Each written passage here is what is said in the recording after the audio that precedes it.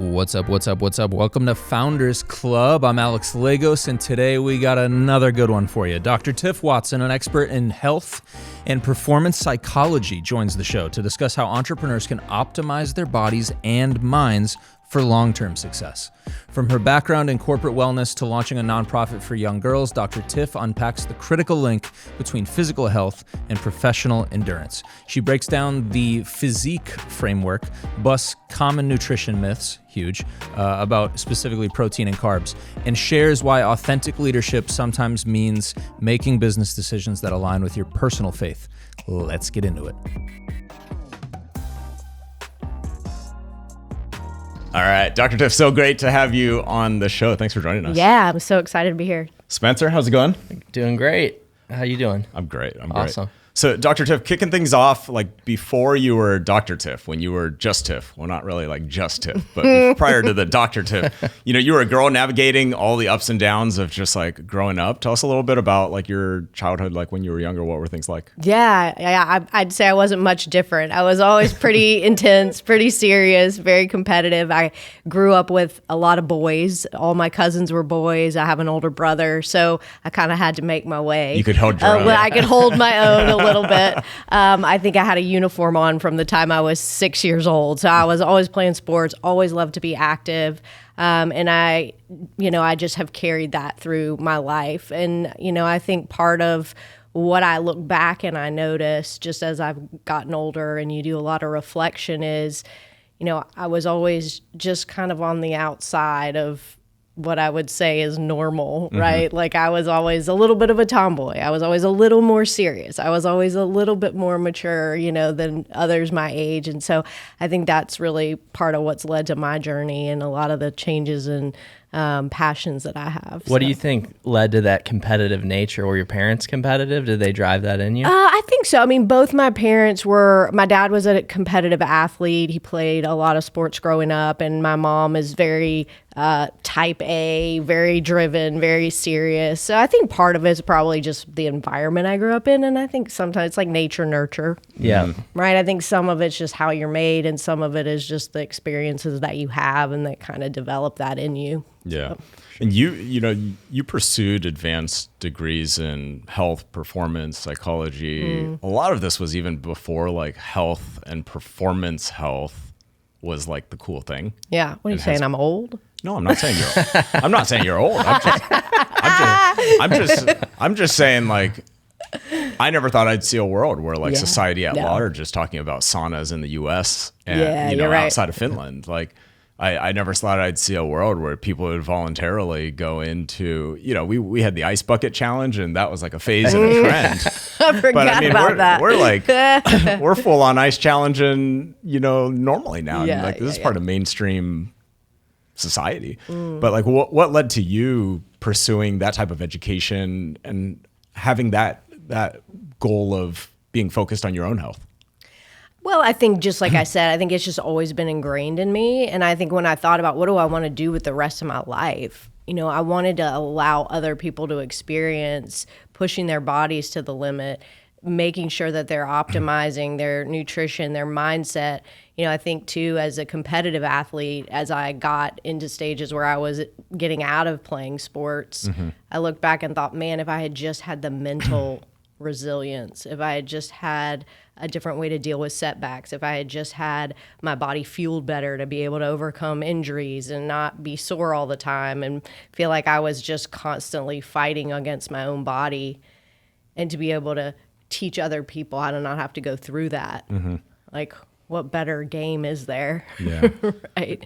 So was that kind of driven from all your personal challenges? Like, did that drive your mission to get into this space? Yeah, I think so. And I think just like I love being in that environment. It's like, who do I want to hang out with all the time? I want to hang out with other people that want to be high performers, that want to take care of their bodies, that want to challenge themselves. So I think part of it was, yes, I want to educate and teach things that I didn't know, but I think also just where do I always want to be spending my time, in those arenas around the people that have kind of a like-minded passion. Yeah, and the audience on this show, like for somebody who's maybe doesn't play sports, right? Maybe entrepreneurship is their sport. Like, how have you seen health and performance make a difference for founders? Yeah, I mean, I worked in corporate wellness for many years, and that was mostly executive C-suite. I've worked with a lot of HR departments, just helping employees to get healthy, to make sure that they were present when they're at work, making sure that they're not sacrificing their own health for their job at some level. And I think when we're founders, when we're entrepreneurs, when we're high-level executives, we do end up sacrificing because we have deadlines to meet. We have a lot of travel. We have a lot of people relying on us. So the corporate wellness space was where I felt like I got to take those performance principles and apply more to a corporate / executive environment. Because the principles are the same, like you said, whether you're a musician on stage, whether you're a CEO, whether you're an elite athlete, you're running a marathon every day. Mm-hmm. Yep. Like, you got to be on. Yep. And so often I think we wake up and we just expect our bodies to keep up with us. Yep. But especially as we get older, that doesn't always happen. Yep. So building those foundations. There's so many ups and downs in entrepreneurship, but it's got its adrenaline, it's got its dopamine hits, it's got its there are times where you put it all on the field and you got nothing left at the end of the day. So you've started a nonprofit, and like your mission specifically centers around helping young women, young girls, go through. Were there particular moments where you felt called to serve the past version of yourself?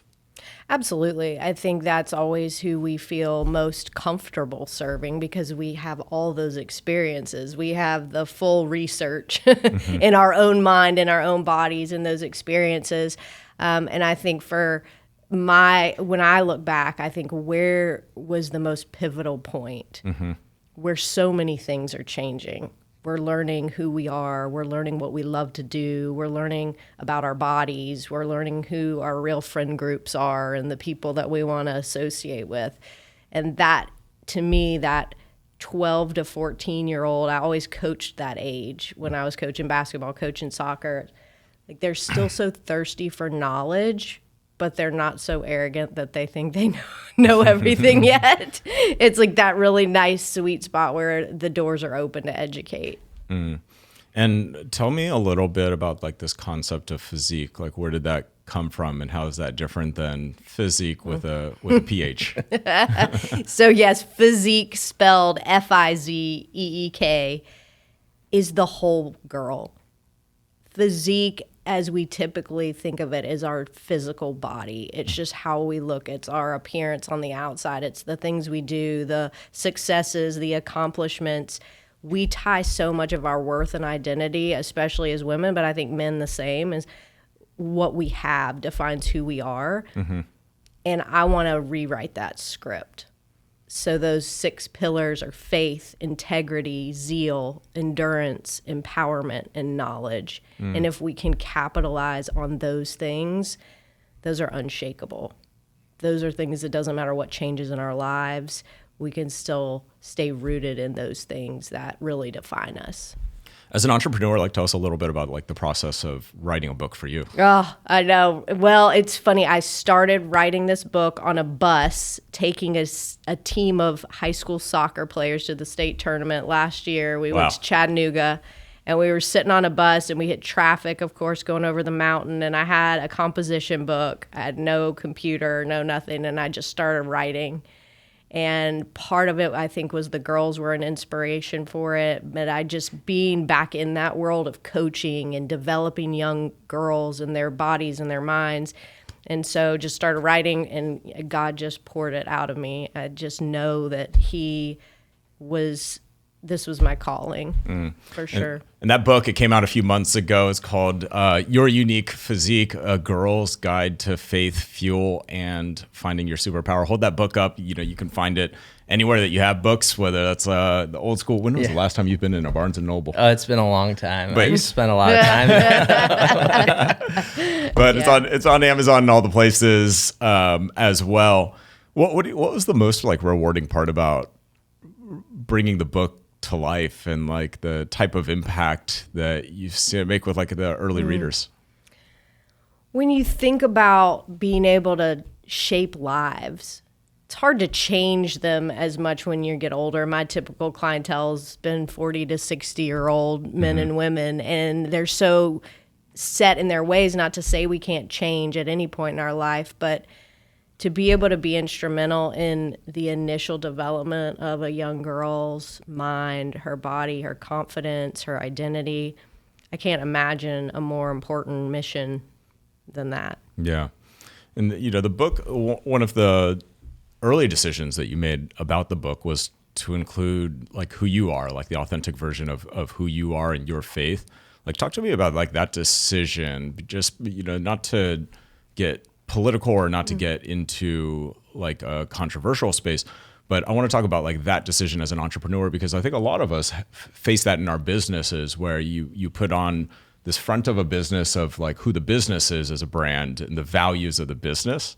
And sometimes a lot of entrepreneurs make a decision that's slightly different than the personal decision that they make. You don't see too many Christian-based, like really large mainstream businesses. And yet I think what's fascinating is like Chick-fil-A and In-N-Out, right? It's my number one place to get a hamburger or cheeseburger, and like literally Chick-fil-A, that is a part of their identity as a corporate brand. So there's definitely proof points out there that, you can serve a large, massive audience and be true to who you are. But what were you thinking as you were going through brainstorming and planning for this book? I don't think that I could try and teach girls to be authentically who they are and to find their identity and their confidence and their vulnerability if I wasn't willing to do it. Mm-hmm. So I had to be true to who I was, or this book wouldn't have had the same impact. Yeah. I think you can feel when someone's holding back in business. Yeah. They can't be truly who they are. And when they're willing and able to just be an open book and be who they are, even if people don't believe what they believe, I think they respect the fact that they're doing it. Like with Chick-fil-A, they're closed on Sundays. Not everybody goes there as a Christian or believes that Sunday is a Sabbath, but I think people respect that they're going to stay true to who they are, even if they sacrifice probably one of the busiest days of business that they could have. Kills me every single time at the airport. It's always at the airport. It's always a Sunday. It's always at the airport. It's always me coming home from a 3-day weekend. Like on a road trip coming home from wherever your weekend, and you want to grab just something that is going to hit the spot at the drive-thru and it's closed. Those McDonald's nuggets just don't hit the same. They're making a big sacrifice. But I think, again, no matter if you believe what they believe, people respect when you're able to really just step into who you are and own it. That's really cool too, because we live in such a highlight reel culture. For people to be vulnerable like that, I think is awesome, and it's unique, and you don't see it as much as you should now. Like, that's something I strive to have too as a business, is like, how do you stay true to yourself but also make sure that you can serve the most amount of people? But I don't think you have to be untrue to yourself to be able to serve more people. Like, you just have to add value to the community. So like with your book, did you have like the intention, because I want to write a book at some point. I've got ideas around that. Like, did you have an aha moment for writing that book? Did you always have the intention to write it? Where did that, you said it poured out of you, and I'm just curious, like, when did you know you had enough value for a book? I knew that now that I've written it, it's something I know I've always been supposed to do. The timing had to be right. Yeah. Right. I think if I hadn't gone back and started coaching last year and really been back in that environment of the teen girls and all the things that are happening and seeing how much they're tying to the wrong things at some level, it wouldn't have been the right timing. So like God always has his timing, he just instrumentally put me in these places where the content was there again for me to actually be able to write it and make it relevant to the current girl is not who I was at 13 either, unfortunately. There had to be new information and new experiences to really be able to speak to her. Yeah, so you felt like the world needed it at this point. More than ever. Yeah, for sure. More than ever. Just to read a book and have truth being spoken when there's so many lies that we see every day on social media, online, everywhere, just being bombarded with half-truths that this is the reality of someone's life from one picture, one post, one snapshot in time. And then we start comparing and we start questioning, why don't I have those things? Why don't I look like that? Her life's perfect. He's got all the things. That's not the whole story. But they don't have the mental capacity to realize what we do as adults, that's not the whole story. Yeah, that's true. Right. And like how powerful to teach that early on, like the life lessons early on, because even as you're saying that, in my head, I'm just like, gosh, why do I compare my business to other businesses on social media? Why doesn't my business have that? Why does my business look this way? And, those are core to like the struggle and the journey of even entrepreneurship as well, that to be able to have those coping mechanisms, to be able to reframe those internal thoughts, it's huge. And it makes a whole impact on like who you are. But then to have those tools, to go out into the world and to have those tools. Yeah, you need the reminders, because it's all that information just flying at you at the speed of light. Yeah. So like having a book to refer to is great. What's your book topic? I mean, to me, it's more about like how I grew up in entrepreneurship. So very much about my childhood and growing up without a male influence and building my business in that regard, and learning from a bunch of people. Like I had a bunch of people take me in as a father, basically. So I worked at a golf course and I had like 10 dads, is what I say. They were all these old guys that took me in. I love that. Yeah. And they were my dads. So that's kind of the topic. And they taught me about business, and they're the whole reason that I'm in business. Yeah. So, yeah. And I think if you were to look back and think like, why me? Why did I not have a father figure? But God knew that you were going to be where you had 10 of them. Yeah, exactly. Which is, what a gift. I know, exactly. So. Yeah, so it all works out, and I think that's a big part of life, is figuring out how it's going to work out. You don't know at the time. Yeah. But looking back, you can see the dots connect. And trusting it. For sure. And we've been friends for a few years. I've seen how it pours into you and now your daughter. Yeah, right? Exactly. Like we've taken our kids camping together, but a lot of it ends up shaping who you are now. You can be the dad that you are now without the experiences that you've went through in the past. And I could pick and choose from 10 different people what I liked and what I didn't. So now all right, the best version of Spencer, those. Father of the freaking year over here. How old is your daughter? She's gonna be 3. October 5th. Love that. We got to get our camping trip rebooked for the next one. I want to pivot a little bit to like performance in the sense of like becoming the best person that you personally can be, but also setting yourself up for your business to be able to succeed. You've built a whole system around fuel, around sweat, around science. Break down exactly for me like what that's referring to first, and then we can go deeper on kind of like how this is applied to your entrepreneur journey. So the fuel, the sweat, the science was just a 3-pronged system. It said, okay, if I want to optimize, I need my nutrition dialed in. I need my physical movement dialed in, my training protocol, whether that's lifting or cardio or whatever your sport is. And it has to be grounded in science. I wanted to cut through the noise. Yeah. I believe that everything I ask a client to do, I should be able to back up with valid research and education versus something that they're just grabbing offline or something somebody said on one line of a research study and then they blow it up like we're seeing a lot of these fear mongers doing on social media. And so that's where that system kind of originated. How do I cut through the noise? And so the science piece for me is really huge. The nutrition and movement is just who I am. But yeah, let's talk about the science piece of like living in this current age. Like, how do you sort through the noise? I feel like part of the challenge is like online on social media.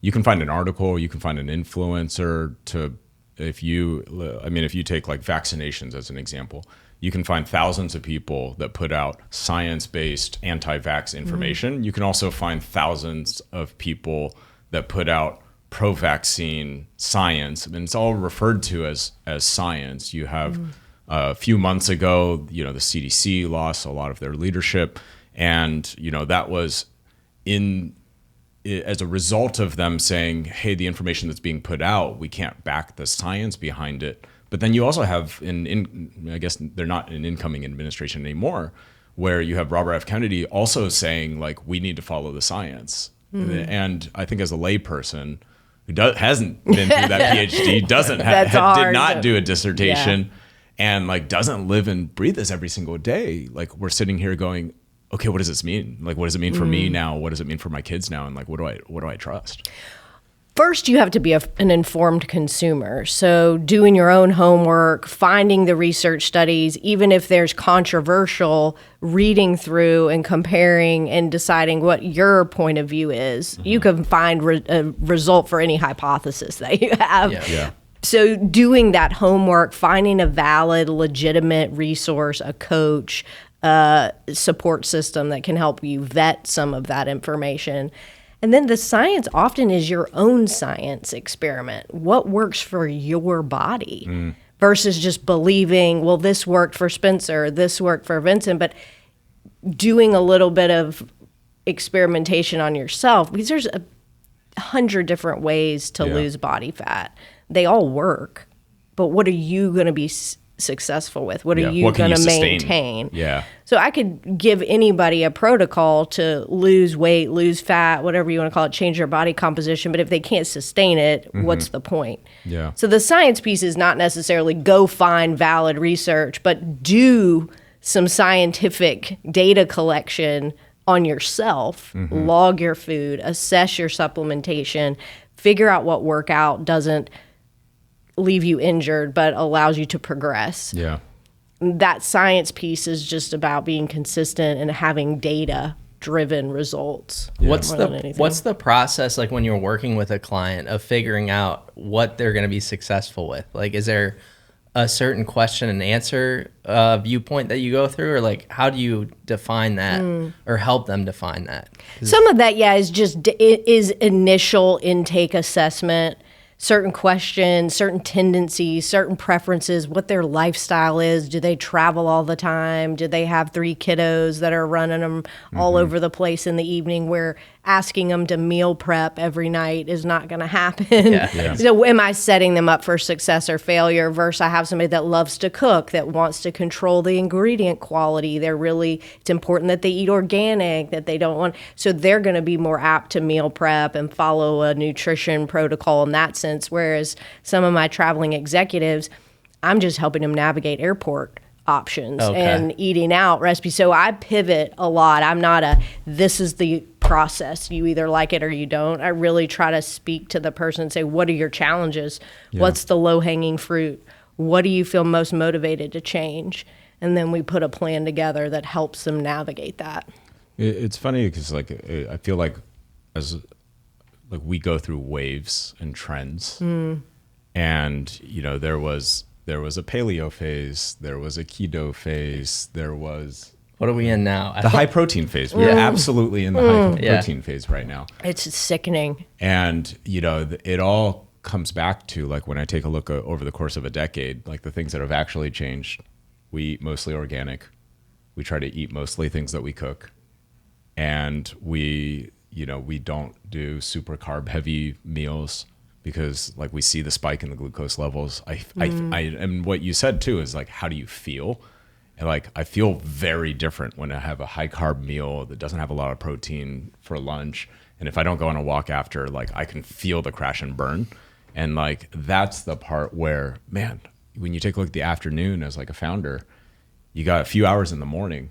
Like, if you're feeling like you're lacking energy in the afternoon, that means you're going to have to work that night to, like, almost like catch up on the stuff that you didn't do in the afternoon. And that's all as a result of, to your point, fuel.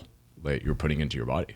Yeah, and for somebody else, you might feel great after you eat carbs because you get that energy boost. Where's and you're that like driving person? How do I through be demand, that person? right? That person, I'm sure, wakes up at 5 a.m. every single morning, meditates for an hour, and makes their own coffee before their kids wake up.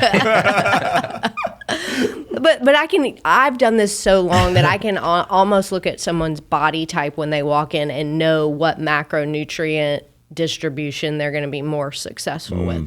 Oh, interesting. Right? Do us. But somebody that I know is going to be a little more responsive to a higher fat protein diet, just based on their build, based on their muscle mass, based on what their training preferences are, versus somebody that's going to do better having lower fat, higher carbohydrate intake if they're more of an endurance athlete, if they've got a runner's body, if their metabolism is higher.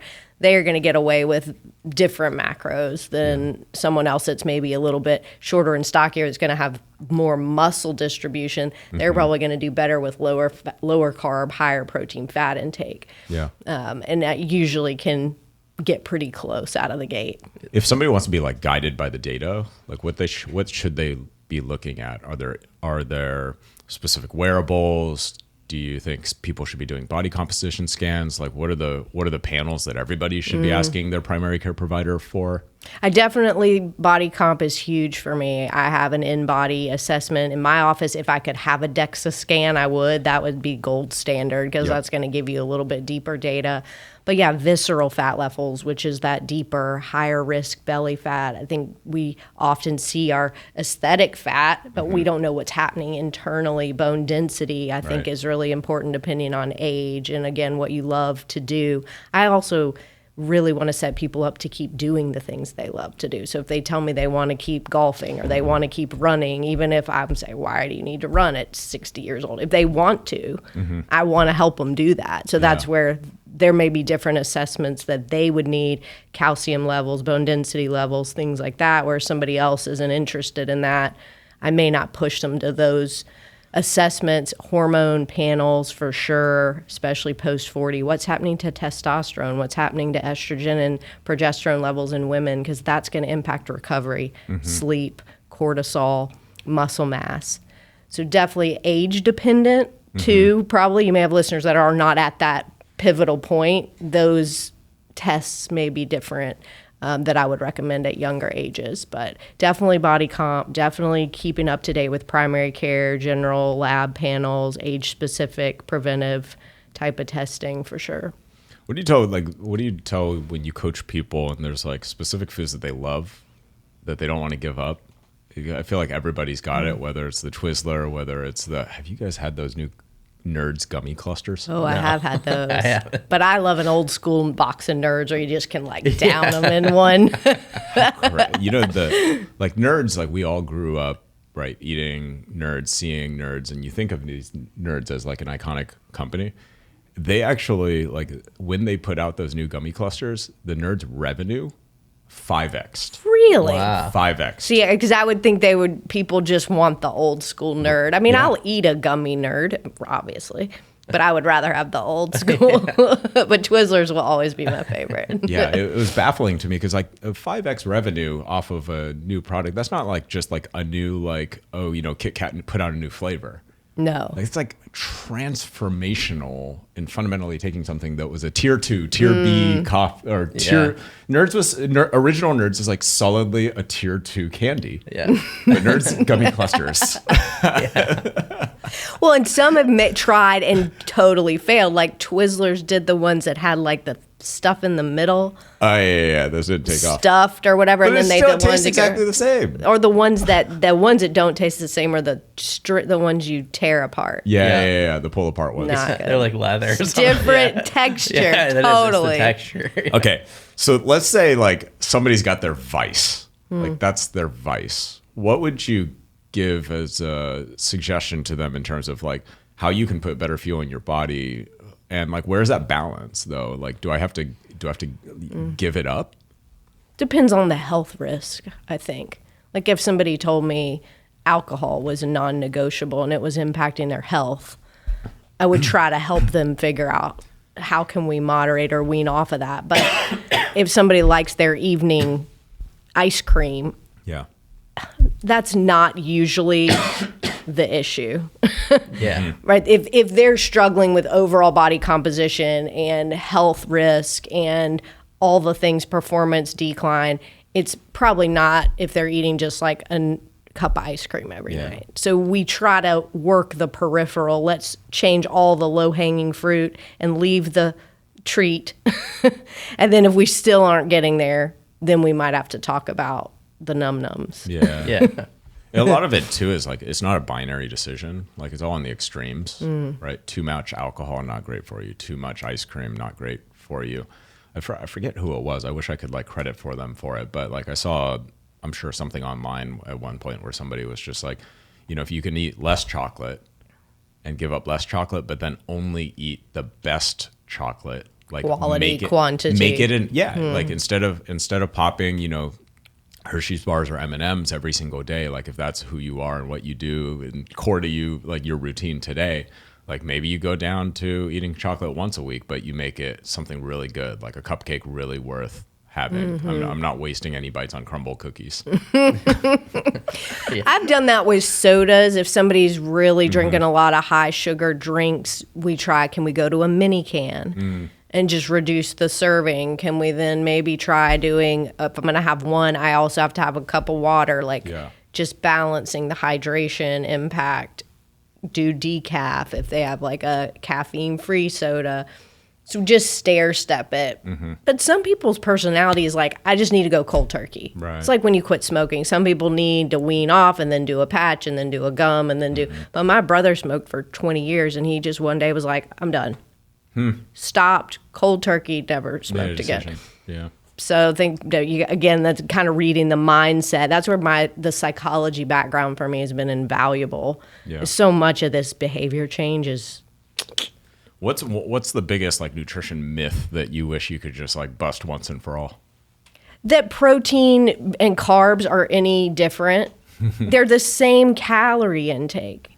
Right? And yes, you've got the blood sugar piece, but people are now eating so much junk protein just to hit a protein level in the day that they're forgetting the whole purpose is to get quality protein in your body that your muscle can assimilate and maintain. I think people lose the quality lens in an attempt to have quantity. So what would you define as quality for protein?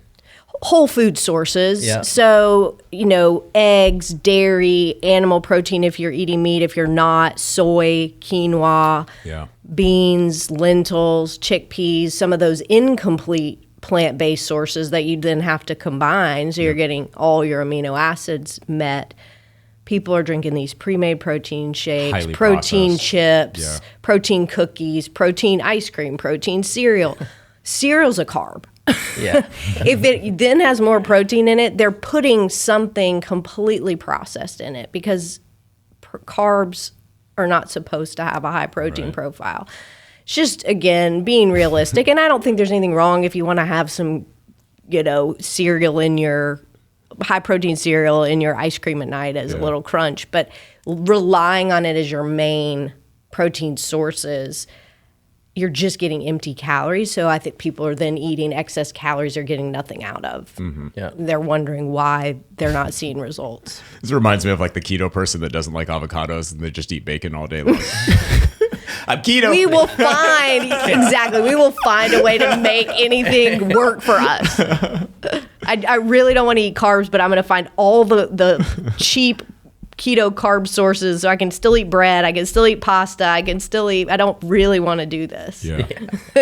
So, you know, take me back to like the book and Physique, like when you define success, right? Whether that's success for a husband, whether it's success for an entrepreneur, whether it's success for a teenage girl, whether it's success for, you know, somebody who's listening to this going like, I haven't even started the business that I want to start yet. Like, how do you define and measure success? So hard these days where success is defined, like we were talking about, how many likes you get, how many followers you have, how many clicks you get. I've had to reposition and redefine success as, am I stewarding my gifts, the gifts God gave me to make an impact? That's the only measure of success. Am I doing his will? am I using my gifts in the best and most authentic way possible? And I'm not always true to that. I'm not sitting over here saying that that's easy, or I don't still look at Instagram and wonder why I don't have more followers, or why that video that I thought was amazing didn't get any comments. Yeah.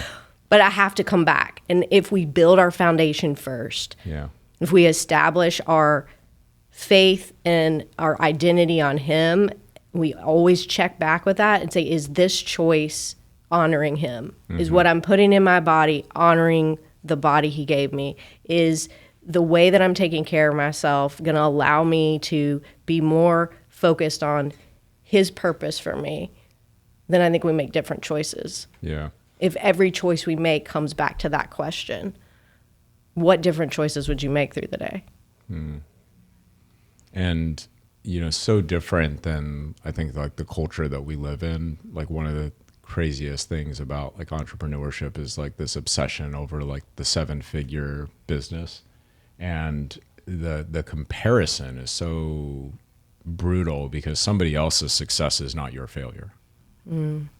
It's those things are not like mutually true. Somebody else can succeed and you can be happy for them. You can support them. You can be a part of that journey, and you can celebrate that. But that is, somebody else's success is not a statement about yourself. And what are you idolizing in that moment? You're idolizing.